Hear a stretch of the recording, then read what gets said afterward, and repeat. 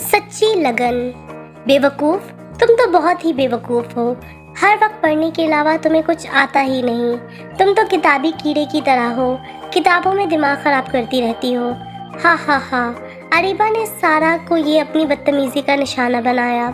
सारिया क्लास की संजीदा तरीन और अव्वल नंबर पर आने वाली तालबा थी, जो फालतू वक्त बर्बाद करने के बजाय इसे पढ़ने में सर्फ करती। केमिस्ट्री का पीरियड था।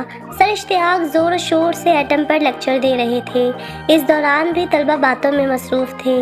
मारिया और आमना एक दूसरे की किताबों पर साइंसदानों की दाढ़ी मूंछें बनाने में मसरूफ़ थी। अलीमा और सलीमा लेक्चर सुनने के बजाय कायदे आज़म के 14 नुकात बड़बड़ा रही थी। अलीना का ध्यान खाने की तरफ था। बाकी सब सरगोशियों में गुम थे, दुनिया जहां की बातों में लगे हुए थे। इस बदतमीज़ी के दौरान पीरियड की घंटी बजी। फिर दूसरे पीरियड में भी इस किस्म की ही सूरत हाल रही। छुट्टी के बाद सारिया घर पहुंचकर निढाल सी सोफे पर गिर गई। अम्मी बोली, सारिया बेटा क्या हुआ, खाना तो खा लो। सारिया गुस्से में बोली, अम्मी मैं कल से स्कूल नहीं जाऊंगी। सिवाय खेल तमाशे के वहाँ और कुछ नहीं होता। इतना शोर होता है कि मिस की कोई बात समझ में नहीं आती।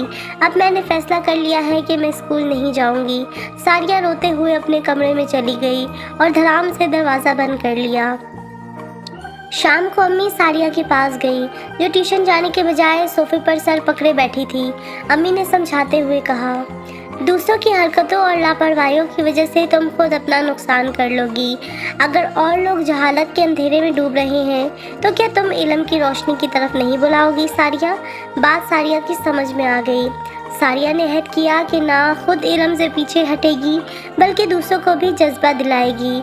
इसने अगले दिन से ही इल्म फैलाव मुहिम का आगाज़ कर दिया और कुछ दिन के बाद ही इसका बहुत अच्छा नतीजा निकला, सबके सामने आया। सारिया की जमात के तालिब इल्मों का सालाना इम्तिहान में अच्छी कारकर्दगी का मुजाहिरा एक रोशन सितारे की तरह चमक रहा था।